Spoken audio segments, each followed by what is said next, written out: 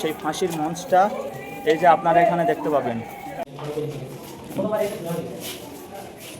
এই যে Alipur jail museum, এটার মধ্যে আমরা প্রবেশ করব।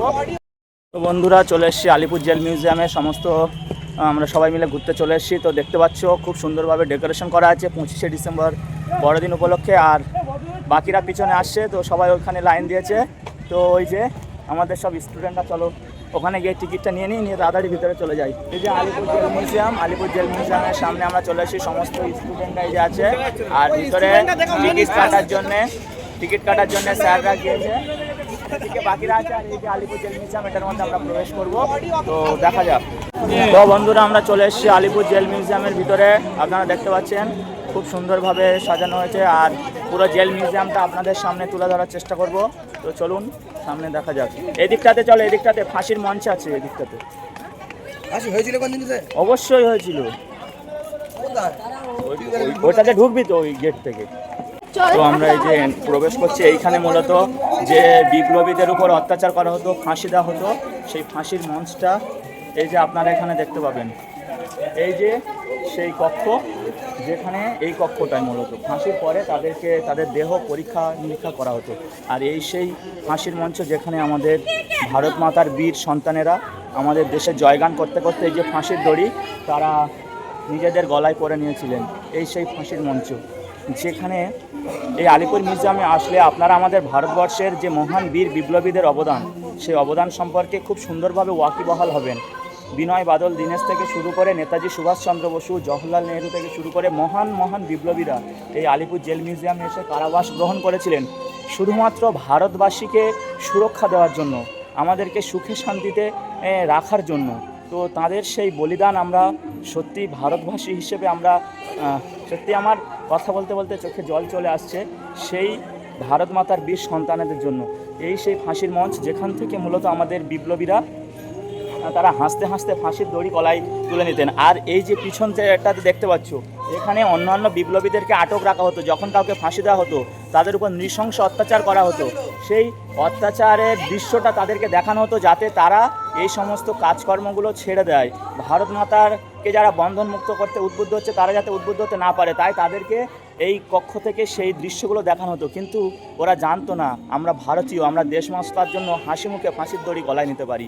তো এই সেই আলিপুর জেল মিউজিয়াম, আপনারা অবশ্যই আসুন, খুব ভালো লাগবে। আমাদের সত্যি একটা ভারতের ইতিহাসের একটা অনন্য নজির এই আলিপুর জেল মিউজিয়াম।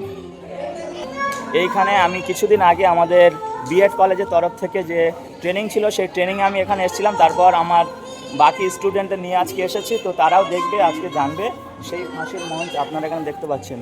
আর এখানে সেই শিহরণ জাগানো গান একবার বিদায় দে মা, সেই গানটি পিছনে বাজছে। তো অসাধারণ একটা দৃশ্য, রোমাঞ্চকর একটা মুহূর্ত। তো এই যে সেই বিপ্লবীদের যে কারাগারগুলোতে রাখা হতো, সেই কারাগারগুলো তোমরা দেখতে পাচ্ছ এখানে। খুবই ছোট ছোট কারাগার কক্ষ, এবং এটাই তাদেরকে এর উপর শুয়ে থাকতে হতো। এর মধ্যেই তাদের টয়লেট করারও ব্যবস্থা ছিল, তারা বাইরে বেরোতে পারতো না। এত নির্যাতন সহ্য করেছিলেন আমাদের দেশমাতার বীর সন্তানেরা। প্রবেশ করে দেখাচ্ছি। তো এই যে দেখছো সেই জেলখানা, যেখানে আমাদের বিপ্লবী বীর সন্তানেরা থাকতেন, আমাদের জন্য ফাঁসির দড়ি তারা গলায় তুলে নিয়েছিল। এই তার একটা রেপ্লিকা এই যে এখানে তুলে দেওয়া হয়েছে। না, দড়িটা ওটা, এটা অ্যাকচুয়ালি মানে তার প্রতিবিম্ব বানানো। ডক্টর বিধানচন্দ্র রায়কে এই কক্ষে আটক রাখা হয়েছিল, যিনি আমাদের পশ্চিমবঙ্গের রূপকার। নেতাজিকে আটকে রাখা হয়েছিল, সেই কক্ষটা দেখাবো, সেটি উপরে রয়েছে মূলত। সেই কক্ষের দিকে আমরা যাচ্ছি, তো আপনারাও দেখতে থাকুন।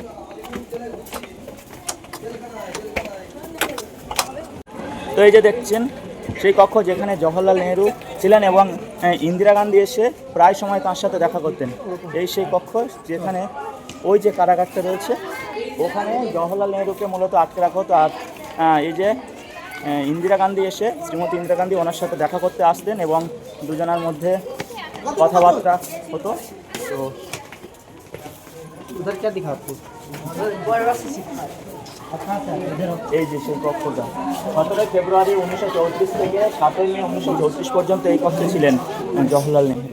তো বন্ধুরা, এই যে আলিপুর জেল মিউজিয়ামের আমরা এন্ট্রান্স করেছি। এই যে দ্বীপান্তরের যে সমস্ত বিপ্লবীদেরকে আটক করে রাখা হতো, সেই দ্বীপান্তরের বিপ্লবীদের আটক করে রাখার অনুকরণে এই মিউজিয়াম বা এই কক্ষটা নির্মাণ করা হয়েছে। সেখানে তারা কিভাবে জীবনযাপন করতেন তার একটা প্রেক্ষাপট দেখাবো। তো চলুন উপরে যাওয়া যাক, দেখে চলুন সাবধানে।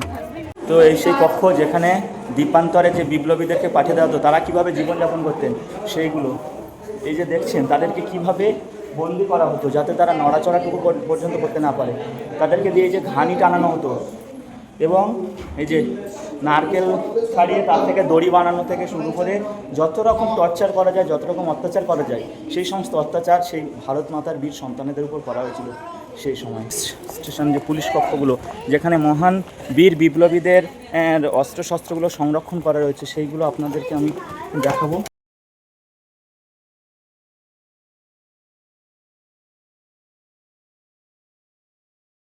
বন্ধুরা, এই সেই বইটি যে বইয়ে করে জেলের মধ্যে বোমাটা পাঠানো হয়েছিল।